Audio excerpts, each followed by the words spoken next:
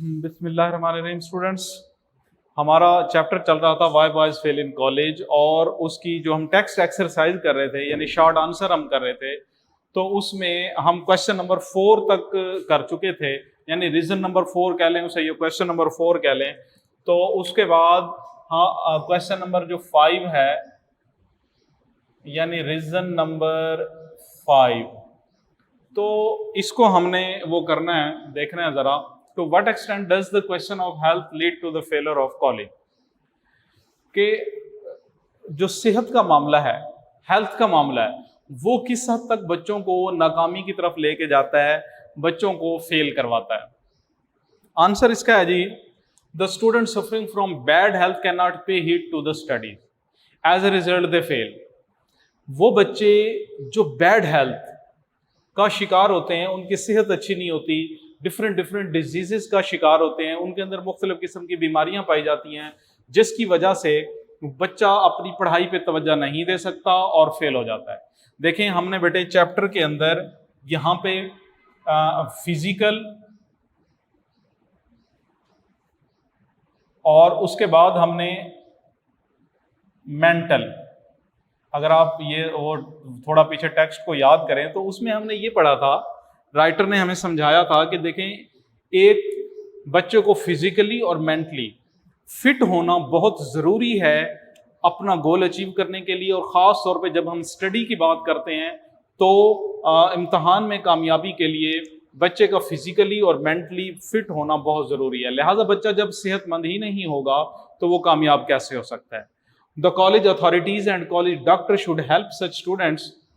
College का जो doctor होता है और कॉलेज की जो अथॉरिटीज़ होती हैं उनको चाहिए कि इंतज़ामिया को कि वो बच्चे की हेल्प करे। There should be a close cooperation between teaching staff and the college doctor in this regard.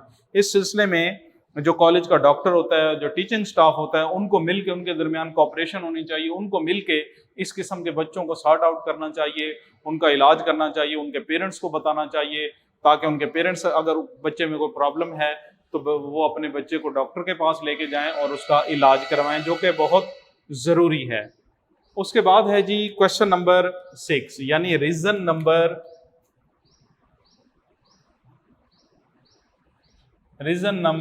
6, question number भी 6, रीजन नंबर भी 6।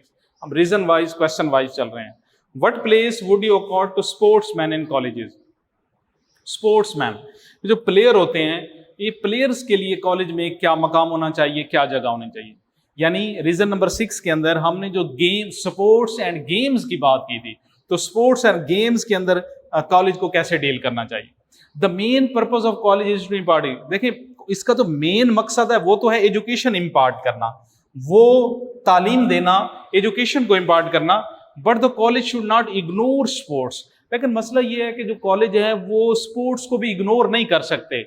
If games are blocking the way of education, देखिए इसकी इंपॉर्टेंस अपनी जगह पे, लेकिन if games are blocking the way of education, अगर तो जो गेम्स हैं वो एजुकेशन का जो रास्ता है तालीम हासिल कर, उसके रास्ते में अगर रुकावट बन रही हैं, हिंड्रेंस क्रिएट कर रही हैं, तो फिर क्या करना चाहिए? They should be band. फिर गेम्स को बैंड कर देना चाहिए कि जब हमें ये लगे कि यहाँ पे बच्चों का वक्त ज़ाया हो रहा है, बच्चे सारा दिन क्रिकेट खेलते हैं, फुटबॉल खेलते हैं वगैरह वगैरह, तो फिर वहाँ इस किस्म की चीज़ों को बैंड कर देना चाहिए और उन्हें फोर्स करना चाहिए कि वो अपनी पढ़ाई पे तवज्जो दें, अपने टारगेट पे, अपने गोल पे, मंजिल पे तवज्जो दें।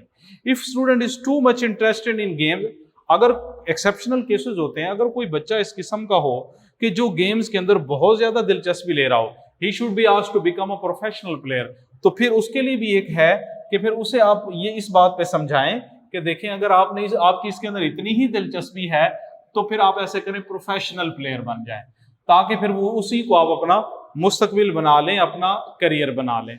इस तरीके से तो ठीक है। अदरवाइज क्या होता है कि कॉलेज के अंदर सिर्फ टाइम वेस्ट करने के लिए, गपशप की खातिर, फिर वो गेम्स नुकसान कर रही होती हैं हमारी तालीम का, एजुकेशन का।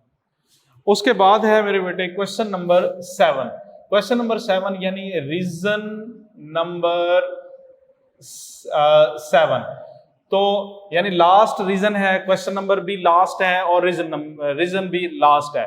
क्वेश्चन नंबर भी 7 है और रीजन नंबर भी 7 है। There are some students who join college for fun of it. Should they be allowed? ऐसे बच्चे जो सुस्त काहिल होते हैं, अगर आपको याद हो तो टेक्स्ट के चैप्टर को पढ़ते हुए हमने जो आखिरी रीजन पढ़ी थी, जिसको लेजी ब्लफर का नाम हमने दिया था, आवारा सुस्त काहिल।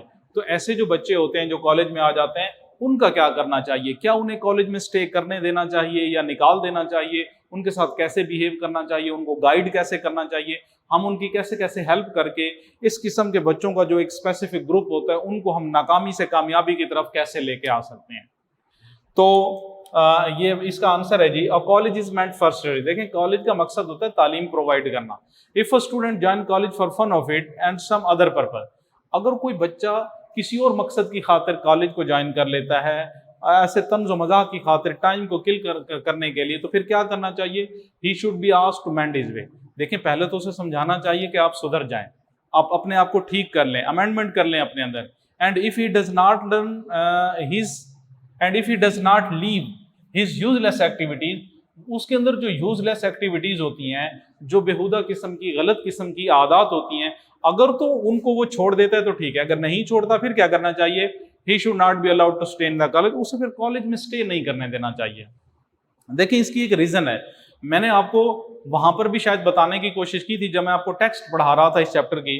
देखिए, इस किस्म के बच्चे, ये जो लेजी ब्लफर जिसको हमने लिखा था, लेजी ब्लफर, इसकी एक वजह है, इसकी रीजन ये है बेटा कि देखें, ऐसा बच्चा अपना वक्त तो जाया करता ही है, उसके साथ ये और बच्चों को बहुत ज्यादा खराब करता है। नतीजतन राइटर इस नतीजे पे पहुंचता है कि ऐसे बच्चों को कॉलेज से निकाल देना चाहिए। क्यों? अगर फर्ज करें जी 50 बच्चों की क्लास है, उसके अंदर 4 लेजी ब्लफर बैठे हुए हैं, तो वो 4 कम से कम 20 बच्चों को खराब करेंगे।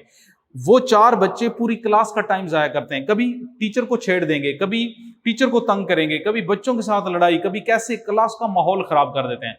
तो पहले इनको समझाना चाहिए, अगर ये समझ जाएं तो ठीक है, वेल एंड गुड। अगर नहीं समझते, उनके वालिदैन भी कोऑपरेट नहीं करते, वो भी नहीं करते, अपनी बात पे बाजिद हुए हैं, तो फिर इन 4 बच्चों की खातिर आप 50 का नुकसान ना करें, आप 4 को निकाल देंगे, बाकी जो बच्चे होंगे वो क्लास में सही तरीके से स्टडी कर पाएंगे। तो इसलिए उनको फिर लेजी ब्लफर की कैटेगरी में हमने डिस्कस किया था टेक्स्ट के अंदर भी, और यहाँ रीजन नंबर 7 और क्वेश्चन नंबर 7 के अंदर भी। इस तरीके से आज हमारे इस चैप्टर के why boys and fail college के इसकी टेक्स्ट ट्रांसलेशन और इसके सिनोनिम्स की जो लिस्ट हमने साथ साथ बनाई थी, और इसकी टेक्स्ट एक्सरसाइज 7 रीजन 7 क्वेश्चन, वो आज हमारे ये मुकम्मल हो गए। नेक्स्ट इंशाल्लाह हम कल जो है वो नेक्स्ट चैप्टर हम स्टार्ट करेंगे। ये चैप्टर आज हमारा मुकम्मल हुआ। Thank you very much.